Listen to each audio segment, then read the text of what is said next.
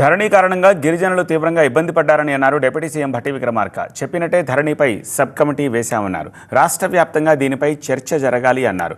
తుమ్మిడిహట్టి దగ్గర ప్రాజెక్టుని నిర్మిస్తామని, త్వరలోనే ఇందుకు సంబంధించిన పనులు ప్రారంభిస్తామని భట్టి అన్నారు. ఆదిలాబాద్ జిల్లా సాగునీటి సమస్యలు తీరుస్తామని హామీ ఇచ్చారు.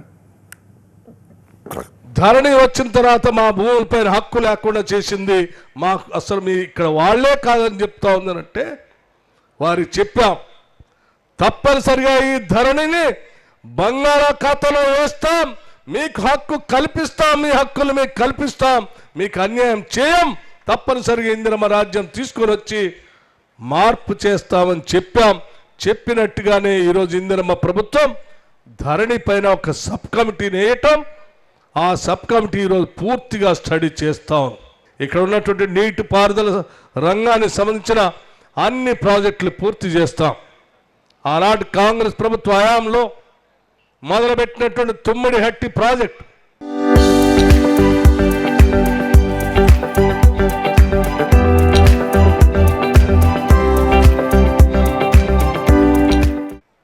తుమ్మిడిహట్టి దగ్గర మొదలుపెట్టినటువంటి ప్రాజెక్ట్ ఆగిపోయింది.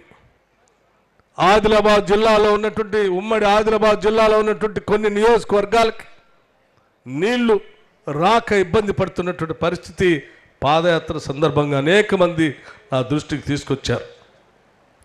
అందుకే తిరిగి మాటిస్తా ఉన్నాం.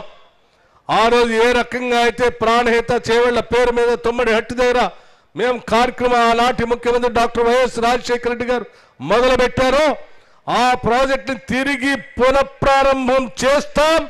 కేవలం 4-5 నెలల్లోనే దానికి సంబంధించిన పనులు కూడా మొదలు పెడతాం.